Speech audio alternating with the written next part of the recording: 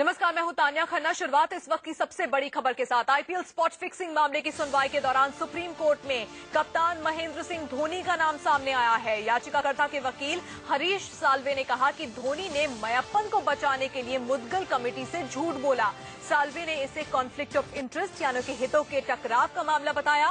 साल्वे ने कहा कि धोनी इंडिया सीमेंट कंपनी में वाइस प्रेसिडेंट है। आपको बता दें कि इंडिया सीमेंट श्रीनिवासन की ही कंपनी है और चेन्नई सुपर किंग्स भी उन्हीं से जुड़ी हुई है। और अब याचिकाकर्ता के वकील हरीश साल्वे ने कोर्ट में कहा है कि महेंद्र सिंह धोनी ने मुद्गल कमेटी से झूठ बोला है। मयप्पन के बारे में जब उनसे पूछा गया तो मुद्गल कमेटी वो कमेटी है जो स्पॉट फिक्सिंग मामले की जांच रिपोर्ट बनाकर सुप्रीम कोर्ट को सौंप चुकी है और मुद्गल कमेटी से झूठ बोला है महेंद्र सिंह धोनी ने। ये सुप्रीम कोर्ट को हरीश साल्वे ने आज कहा है। इस वक्त इस मामले की सुनवाई सुप्रीम कोर्ट में जारी है, लेकिन धोनी पर झूठ बोलने का आरोप याचिकाकर्ता के वकील लगा रहे हैं। उन्होंने बताया ये कॉन्फ्लिक्ट ऑफ इंटरेस्ट का मामला है, हितों के टकराव का मामला है, क्योंकि धोनी इंडिया सीमेंट्स कंपनी में कर्मचारी है, वाइस प्रेसिडेंट है उस कंपनी में। और कॉन्फ्लिक्ट ऑफ इंटरेस्ट तभी होता है जब किसी भी ऑर्गेनाइजेशन में आपके कई हित हो, यानी कि आप कई पोजीशन पर काम कर रहे हो, और इसीलिए इसे हितों के टकराव का मामला हरीश साल्वे ने सुप्रीम कोर्ट में बताया है।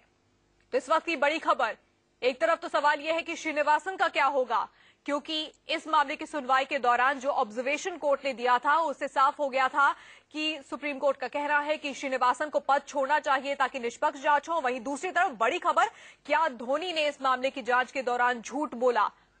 आशीष सिन्हा सुप्रीम कोर्ट से हमारे साथ जुड़ गए हैं। आशीष, यानी कि साफ तौर पर कोर्ट को यह बताने की कोशिश की गई कि टीम इंडिया के कप्तान महेंद्र सिंह धोनी ने इस मामले की जांच के दौरान झूठ बोला है। देखिए, इस पूरे मामले की सुनवाई के दौरान दो तीन अहम बातें निकल कर आई हैं तान्या सामने।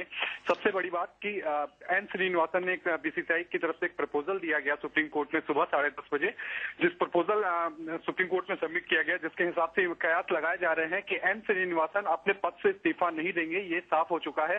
दूसरी बात कि वो अगर कोई जांच कमेटी बनाई जाती है तो वो जांच को प्रभावित नहीं करेंगे और जांच से दूर रहेंगे। बहरहाल मामले की सुनवाई के दौरान हरीश साल्वे की तरफ से आरोप लगाया गया कि कमेटी के सामने जो इन्होंने महेंद्र सिंह धोनी ने जो स्टेटमेंट दिया था वो गलत था। महेंद्र सिंह, उनका कहना था कि महेंद्र सिंह धोनी ने ये कहा था कि जो मयप्पन है वो क्रिकेट को लेकर उत्साहित व्यक्ति हैं। ये उन्होंने उन पर एलिगेशन लगाया। बहरहाल केवल एलिगेशन है। अब इस मामले की सुनवाई 16 अप्रैल को होगी। दो अहम यानी कि आशीष, जब धोनी से मुद्गल कमेटी ने ये पूछा कि श्रीनिवासन के जो दामाद हैं मयप्पन वो क्या टीम प्रिंसिपल हैं, तो धोनी ने कहा नहीं, वो सिर्फ स्पोर्ट्स एंथुजियास्ट हैं। बिल्कुल यही बात हरीश साल्वे की तरफ से कही गई। उन्होंने कहा कि जब मुद्गल कमेटी ने उनसे पूछा, दोनों ने यही बोला कि वो क्रिकेट को लेकर एक इंथुजियास्टिक व्यक्ति है, उससे ज्यादा वो कुछ नहीं है। इसके अलावा दो अहम बातें कही गई हैं पिटिशनर की तरफ से। पहला ये कि बीसीसीआई कोई भी व्यक्ति अगर वो इंडिया सीमेंट से ताल्लुक रखता है तो उसे तुरंत हटाया जाए। दूसरी अहम बात उन्होंने कही है कि चूंकि इंडिया सीमेंट का पूरा इन्वॉल्वमेंट है सीएसके में यानी चेन्नई सुपर किंग्स में, लिहाजा चेन्नई सुपर किंग्स को ही खत्म कर दिया जाए। ये दो अहम बातें कही गई हैं। बहरहाल 16 अप्रैल को मामले की सुनवाई जारी रहेगी, यानी 16 अप्रैल को बीसीसीआई अपना रखेगी। फिलहाल अभी तक यही है कि श्रीनिवासन अपने पद पे बने रहेंगे। अब देखना यह है कि जो प्रपोजल सबमिट किया गया है सुप्रीम कोर्ट के सामने, उस प्रपोजल में बीसीसीआई ने क्या क्या कहा है। बिल्कुल आशीष, बने रहे हमारे साथ। इस वक्त हमारे स्पोर्ट्स एडिटर राजीव मिश्रा भी हमारे साथ जुड़ गए हैं। राजीव, बहुत बड़ी बात है अगर कप्तान महेंद्र सिंह धोनी ने मुद्गल कमेटी के सामने झूठ बोला, क्योंकि अगर उनसे पूछा जाता है कि मयप्पन कौन है, और ये बात सबको पता है कि मयप्पन टीम प्रिंसिपल रहे हैं, और धोनी अगर इस बात को झुटलाते हैं और कहते हैं वो सिर्फ स्पोर्ट्स एंथुजियास्ट हैं, क्यों बोला होगा धोनी ने झूठ? ये बहुत हास्यास्पद सी बात लगती है, क्योंकि जो आपने सबने तस्वीरें देखी हैं आईपीएल के मैचेस के दौरान कि डगआउट में मयप्पन बैठे रहते थे, और अगर डगआउट में कोई भी सदस्य या कोई भी चेहरा बैठा नजर आता है तो एक बात तो बिल्कुल साफ होती है कि वो टीम मैनेजमेंट का एक हिस्सा है, क्योंकि जो रूल्स है आईपीएल को उसमें साफ लिखा हुआ है कि टीम मैनेजमेंट का ही कोई हिस्सा डगआउट में बैठ सकता है। तो पिछले 4 सालों से तो हम कम से कम मयप्पन को डगआउट में बैठते हुए देखते आ रहे हैं। तो जाहिर सी बात है, ऐसे में ये कहना महेंद्र सिंह धोनी का कि खाली एक वो फैन है और इस वजह से वो डगआउट में बैठे थे। बहुत हास्यास्पद सी बात लगती है और मुझे लग रहा है कि ये इस खाली जवाब से महेंद्र सिंह धोनी सवालों के घेरे में आते हैं। बिल्कुल राजीव और आशीष आप बने रहे हमारे साथ। इस वक्त की बड़ी खबर अपने दर्शकों को एक बार फिर से बता दें। स्पॉट फिक्सिंग मामले की सुनवाई सुप्रीम कोर्ट में चल रही थी और अब तक उसमें यह हुआ है कि श्रीनिवासन की ओर से एक प्रपोजल दिया गया है जिसमें कहा है कि वो पद से इस्तीफा नहीं देंगे, यानी कि बीसीसीआई अध्यक्ष पद का पद नहीं छोड़ेंगे, लेकिन जांच को प्रभावित नहीं करेंगे किसी तरह से। ये श्रीनिवासन की ओर से कहा गया है। वहीं दूसरी तरफ बड़ी खबर यह है कि महेंद्र सिंह धोनी के नाम का जिक्र किया गया है आज सुप्रीम कोर्ट में। ये दो बड़ी खबर कोर्ट से आ रही है और अब इस मामले की अगली सुनवाई 16 अप्रैल को होनी है। आशीष, लेकिन बड़ी बात यह है कि अगर धोनी ने झूठ बोला और ये बात कोर्ट को बताई गई है तो क्या अब उनकी मुश्किलें बढ़ सकती हैं इस मामले में? क्या मुद्गल कमेटी से झूठ बोलना महंगा पड़ सकता है टीम इंडिया के कप्तान को? आशीष जी आशीष, क्या इससे मुश्किलें भी बढ़ सकती हैं अब महेंद्र सिंह धोनी की? हाँ, जाहिर तौर पे मुश्किलें बढ़ सकती हैं। देखना ये होगा कि जब 16 अप्रैल को इस पूरे मामले में दोबारा सुनवाई होती है, 10:30 बजे मैटर को टेकअप किया जाएगा। उस समय बीसीसीआई की तरफ से जो प्रपोजल दिया गया है, चूंकि अभी जो प्रपोजल दिया गया है उसे ओपन कोर्ट में हियरिंग पे नहीं लाया गया है, केवल कयास लगाए जा रहे हैं कि उन्होंने इन सारी चीजों का जिक्र किया होगा कि वो अपने पद पे बने रहेंगे। इसके अलावा वो किसी भी गतिविधि में हिस्सा नहीं लेंगे। इन सारी बातों का केवल कयास लगाया जा रहा है। जब ओपन कोर्ट में इस पूरे जो बीसीसीआई ने जो प्रपोजल दिया है उस पर अगर चर्चा होगी तो देखने लायक बात होगी कि बीसीसीआई ने अपने प्रपोजल में क्या रखा है। दूसरी सबसे अहम बात कि हरीश साल्वे ने अभी केवल आरोप बस लगाया है, केवल आरोप यहाँ पे लगाए हैं महेंद्र सिंह धोनी पे। देखना यह है कि बीसीसीआई उनके पक्ष में क्या कहती है। बिल्कुल राजीव, शायद महेंद्र सिंह धोनी को अंदाजा नहीं होगा कि ये क्रिकेट की फील्ड की बात नहीं है, ये सीधे सुप्रीम कोर्ट का मामला है और झूठ बोलना महंगा साबित हो सकता है।